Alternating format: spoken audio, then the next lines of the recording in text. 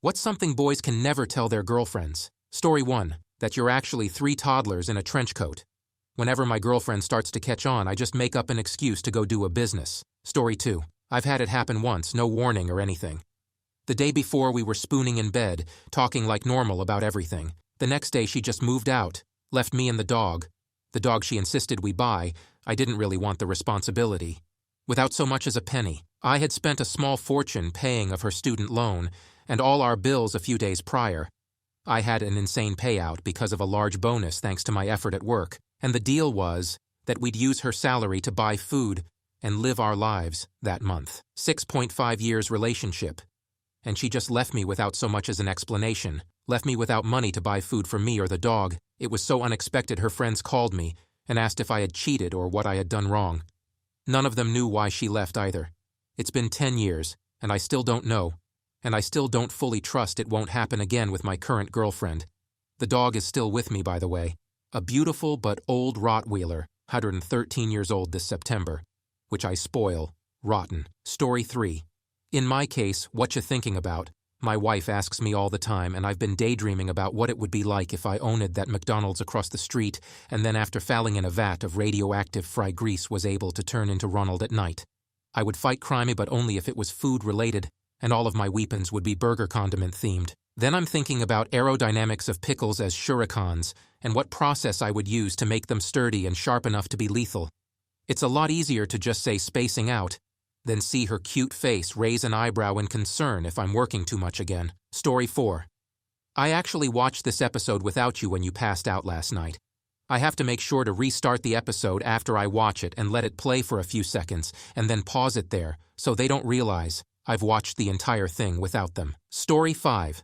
That despite being attracted to you, I still masturbate. It's fundamentally different from sexual interaction.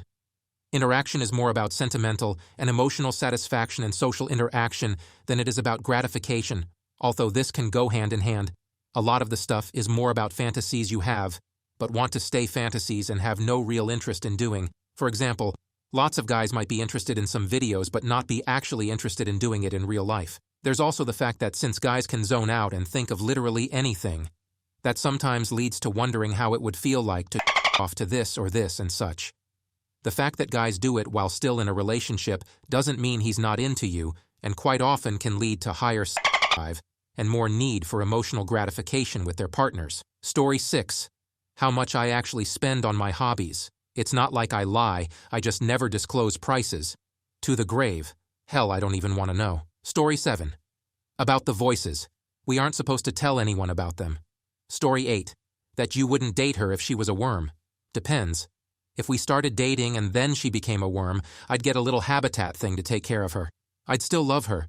If I met her as a worm, then no, I couldn't start to develop any feelings. Story 9. How gorgeous they are. Never comes out right. It's never as much as you want it to be. I will never forget stumbling over words to my first girlfriend. You're as pretty as you're ever gonna get. I get you. I freeze up whenever I try to compliment anyone in real life. Story 10. The real answer to the question, what are you thinking about, when he dozed off again? My, then, girlfriend, used to ask all the time. She was super self-critical and was convinced I spent my time thinking about other girls. One day, I got so fed up that I told her what I was actually thinking about, how great a rock band would be if it was made up entirely of apes. My now wife now just asks, monkeys playing drums again? Story 11. Yes, that girl that we passed on the beach in that bathing suit was attractive. And the fact that I think she was attractive doesn't mean I'm unhappy with our relationship, neither that I want to cheat on you. Story 12. I want my hoodie back. My ex kept my favorite jacket. It's been 3 years and I still miss that jacket. Dude, that's cold. Obviously because you got no jacket. Story 13. Who would win, Batman versus Polar Bear? She wouldn't believe me if I told her. Story 14. What I'm really thinking about, since you would never believe me if I said I was thinking about how bike tires are made. Story 15. The dress doesn't make you look fat, 'cause you already are. The fact that you're fat makes you look fat. The dress just makes you look purple. Story 16. 14 years ago, I woke up before you on a weekend. I was watching an episode of Batman the Animated Series. You woke up halfway through the episode and picked up the remote and changed the channel. You knew I was watching, and I never got to see the end of the episode. I'm still salty about it. Story 17. Don't call her Tony Pizza. Story 18. I need space from her sometimes, and it's not because she did something wrong.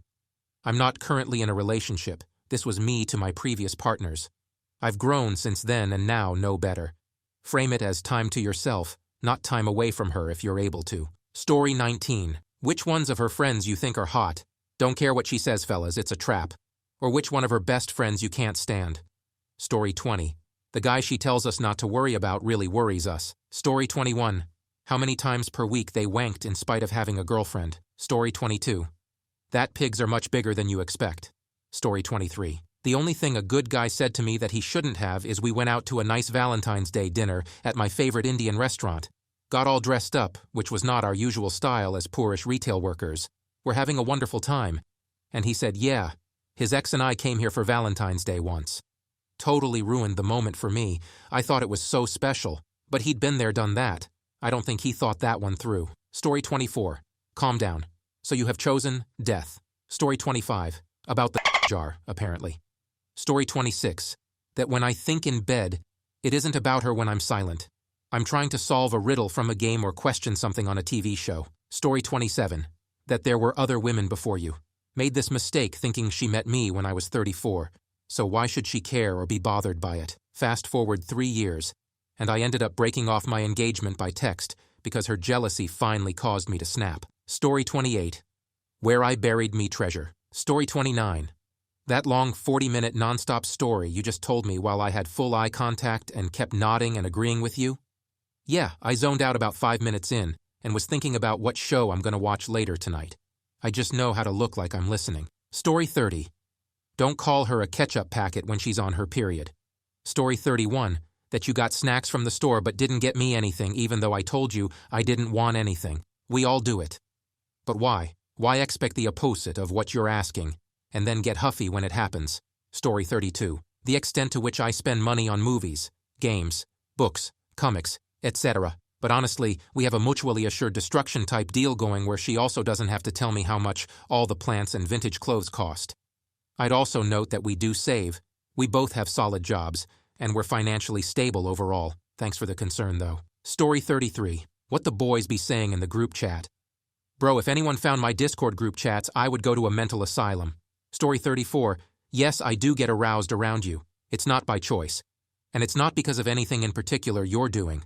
I just think you're hot. And I intend to ignore it. Because I don't want to just bring it up. And I don't really feel like dealing with it anyway. It's just kinda... there. Story 35.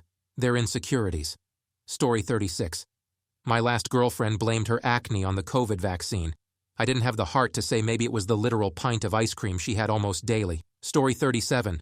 I don't hate my exes. I don't think they're monsters. There was a reason I dated them. And if anything bad happened to them, we would genuinely feel concerned. Also, keeping a good relationship with their parents or even checking in on them even after we broke up. You don't have to burn bridges in every relationship you walk out of. Story 38. That golf courses have this thing called pace of play. So 18 holes don't take 9 hours. Story 39. That I just got. It's not because of that other woman who just walked, drove, cartwheeled past. It's because we just walked past a cafe, and I got a whiff of a particular blend of tea that reminded me of this time I was in a supermarket looking for tea, and my friend texted me about something that reminded me of the time we were backpacking across Western Europe, and we stopped for tea in a cafe just outside Barcelona, and the older but still attractive just not in that way. Waitress gave me one of the 3 compliments I have ever received, which I had a good wank over when we got back to the hotel. I can relate with this one on a personal level. Story 40. How much of a dork I am. Like I don't think my girlfriend knows the fullest extent to how much I love the concept of Power Rangers and other Super Sentai mythos. Story 41. Exes. Nobody wants to know about them, especially your current girlfriend. If someone asks about them, tell them to go plug a hole. It will never end well for you. Story 42. Based off of my most recent, you supposedly can't tell them you deal with depression. That made her go bat crazy with yelling at me and then leaving and saying to never speak to her again. I'm sorry. Her still eating at you, but was her issue, not yours. Her inability to interact with other humans at a normal level isn't something that you need to think twice about. The trash just took itself out. Be happy she showed you your true colors, and you're free of someone so callous. And also stupid. Like, why is she so mad? Does she think someone would choose depression? Hey guys, just a quick side note. If you like my content and love listening to the stories, please press the subscribe button and click on the notification bell to get notified of my future uploads. Thanks, and back to the stories. Story 43. My ex was thinner, prettier, better at insert random line than you. You should have stayed with her in that case, champ. Story 44. About the throwaway Reddit account. Story 45. How stressful it can be moving into renovating a new house. She's stressed out too, so me sharing my stresses as well doesn't help anything. Just taking it one thing, one moment, one day at a time, and gonna focus on that instead. It sucks always having to be the rock and feeling like you can't express when you're stressed. Story 46. What you really were thinking of. How the hell do I explain, I wonder, if a circle could dance, would it squish or would it wiggle? Story 47. That sometimes we're barely coping with reality, and now and again, we could use a little support too. Well, you could tell your girl that. I did. Didn't go too well. Story 48. Who you would actually kiss, the prettiest girl or her. It's a trap, no matter your answer. Story 49. It's less of a she can never know and more of a physical impossibility. Sometimes it's just impossible for a man to tell his girl just how much he loves her. He can't find the words, he can't find the right actions, nothing can ever truly convey how much she means to him. And then she walks away. And suddenly he knows exactly the right words, but it's too late. Story 50. That I'm thinking about nothing, zip, nada, not a single thought. I just look at the clock and wonder why minutes, or in some cases hours, have passed when not a single constructive thought has entered my mind. It doesn't help that I have resting someone kicked your puppy face. My current GF gets it now, but man, it took years to convince her that I'm not overthinking, I'm disassociating. Story 51. Literally anything emotional. I'm sick of the men need to open up more and show emotion. Mimi. Because every single experience of that I've ever had in life demonstrates the opposite. My ex broke up with me a month ago. Why? I moved house, changed career, and did it all for us. I made moves to give us a better life. She promised to support me during a difficult transition. Quickly it spiraled into complaints that I wasn't doing enough to show I cared, and every time I'd show vulnerability, cry, ask for emotional support, I'd meet I don't have time for this. Man up, I'm not here to me your mummy or some degrading, belittling crap like that. We were together 2 years and I supported her through so much. Story 52. How much their Games Workshop models really cost. Story 53. Equal attraction isn't equal affection. You'd be arguing a brick wall trying to explain your way out of that one. See that couch? Given a long enough time alone and a teenager's hormones, they would likely do that couch. I cannot imagine anyone ever dating that couch. That is the difference between attraction and romantic attraction. Story 54. That we smell our hands after we scratch balls. I legit get negative emotional feedback from my brain if I can't catch a whiff afterwards. Glad to know I'm not wired entirely wrong. Story 55. Most dudes do not wipe after pissing. Story 56. I'm war-torn. So when the nightmares come on too strong, I just say, I'm dreaming that the dog got out again. I used to not tell my wife about the nightmares. One day I opened up and shared some of what it was. Some of what we did, not the worst of it. And the more I shared with her, the more it helped keep the nightmares back, and it took a huge wedge out of our relationship. She was able to understand now why sometimes I just needed alone time, or would rather spend 4th of July with a case of beer and a movie and not down at the festival and fireworks show. Story 57. That we don't like it when they talk like babies. Story 58. That I enjoy not talking to her when we're cuddling. Don't get me wrong, I also love having a good conversation with her, but I'm perfectly content just being silent, and that always seems confusing to women. Story 59. If our exes were better in bed, absolutely no good can come out of honesty here. We bottle that up and let it eat ulcers throughout our guts and be grateful for mediocre head, whatever it takes to avoid that war. She could be better than your ex if you communicate exactly what you like. Story 60. Jokes aside, if I'm in a good relationship with someone I love and trust, basically nothing. I mean, aside from things that aren't mine to share, such as things other people have told me in confidence, or things I'm bound by legal contract with an employer not to talk about. Story 61. I sometimes appreciate times being alone or not with you. There is moments that are better without you.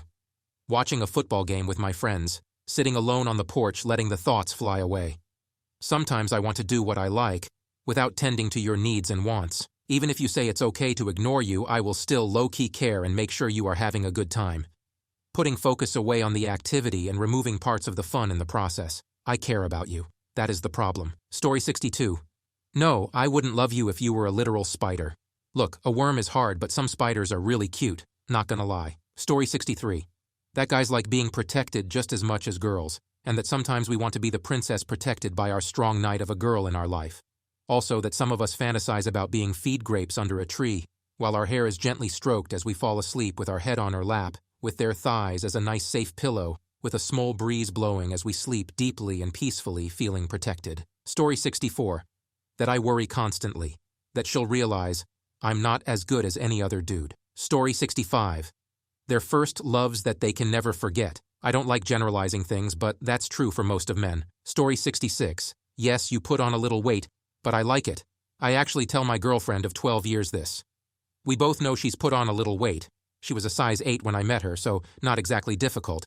And I need her to know that she looks hot, and any weight she put on was put on in all the right places. Story 67. We pee a little in our underwear sometimes when we don't shake. Never had that problem since elementary school when I started sitting down to pee and using toilet paper to dry it. Story 68. You should have ordered your own fries then. It reminds me that one restaurant where there's a menu item, my girlfriend is not hungry, and they bring you an extra order of fries. Story 69. When she sweats, it smells like salt and vinegar chips, and the scent honestly turns me on. Story 70. Babe, you're being a little unreasonable here. Story 71. How sometimes we feel emotionally weak and need help. No one must ever know. Story 72. Okay, so it's less of a tell their girlfriends to more of a explain to their girlfriends. Once we are finished with a bottle of soda, why do we bonk our heads repeatedly without even thinking anything? And the excruciating pain that you got once you accidentally hit your head with the cap instead. Story 73. It depends on the person. One girl I was with never wanted to hear that anybody else was especially attractive, but another girl had no problem with that. Got upset about me watching explicit content. That one didn't last long for other reasons too. Whatever you don't want to tell them, they should be okay with. And if you do want to tell them, they should be okay with that too for the most part, and for the important stuff. Story 74. When another woman is flirtatious with me, and no, before anyone says anything, I have absolutely not flirted back or gave signals. In no way, shape, or form. For example, the most recent time was last week on vacation with my family. We were at a small beach town in Eastern Europe. My wife got an ear infection from too much water going in her ears at the beach. I take my 1-year-old daughter to the pharmacy to get her something for it. I tell young lady pharmacist that I need something for my wife's ear infection. Lady pharmacist proceeds to start asking me personal questions and flirting with me pretty blatantly while taking her time getting the medication. People are starting to walk in now, and there is like a 3-person line behind me waiting. I'm being polite but short. Not curt, but almost. She is not bothered. Then she brings out her phone trying to show me her Instagram page while I'm holding my daughter in one arm and my wallet in the other. I tell her very firmly that she's been very helpful and I appreciate it. But I must get back to my wife. How much is the medication? She prints me a receipt, writes her Instagram and Snapchat on it, and hands it to me. I give her the cash, pretend I don't see the info she wrote on the receipt, and joke, I won't need the receipt. I don't plan on returning the medication. Have a great day. I leave the receipt on the counter and leave. She's blowing my daughter kisses and waving to her as we leave, while I'm wondering what the hell just happened. Bro, did she give the right medicine and not something to get your wife out of the way? Story 75. You're not actually looking at them on the screen in a video chat when they ask what you're looking at. If you enjoyed this video, make sure to check out this next video. The YouTube algorithm really thinks you like it.